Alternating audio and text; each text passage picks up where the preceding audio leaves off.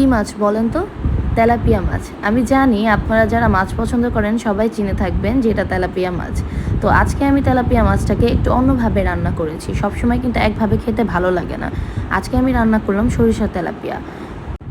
আমি এখানে যেটা করেছি সর্বপ্রথম অ্যাজ ইউজুয়াল তেল দিয়ে পেঁয়াজগুলো ভেজে নিয়েছি। এরপর রসুন বাটা, আদা বাটা, জিরা বাটা দিয়ে আমি মশলাগুলোকে ভালোভাবে ভেজে নিয়েছি। আর এখানে আমি রসুন বাটা কম ব্যবহার করেছি কারণ আমি সরিষা বাটা যে ব্লেন্ড করে নিয়েছি সেটাতে আমি কিছু পরিমাণ রসুন এবং কাঁচামরিচ দিয়েছিলাম। এরপর আমি সরিষাটা দিয়ে দিলাম। দিয়ে সরিষা বাটা দিয়ে কিছুক্ষণ কষাবো এবং কষানোর জন্য সামান্য পরিমাণ পানি দিয়ে দিলাম এবং পানি দেওয়ার পর এটাতে আমি ব্যবহার করেছিলাম টমেটো ক্যাচাপ। আমার টমেটো ক্যাচাপ পছন্দ। সরিষা বাটার সাথে টমেটো ক্যাচাপ আমার খেতে ভালো লাগে। আপনারা চাইলে এটা স্কিপ করতে পারেন, এটা জাস্ট অপশনাল। এরপর আমি এইটা ভালোভাবে কষানোর মাঝখানে একটু হলুদের গুঁড়ো, মরিচের গুঁড়ো, সজের গুঁড়ো দিয়ে দিয়েছি।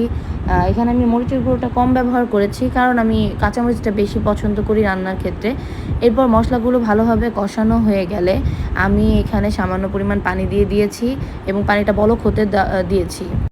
বলক উঠে আসার পর ভাজা মাছগুলো এবং সামান্য কিছু কাঁচামরিচ, ধনিয়া পাতা দিয়ে আমি ঢাকনা ঢেকে দিয়ে মিডিয়াম আঁচে রেখে দিয়েছিলাম। এই তো জাস্ট ব্যাস তৈরি। বেশ মজা লাগে আমার কাছে খেতে। আপনারাও রান্না করে জানাবেন কেমন লাগলো। অনেক মজা, তাই না? দেখতে তো বেশ লোভনীয় হয়েছে।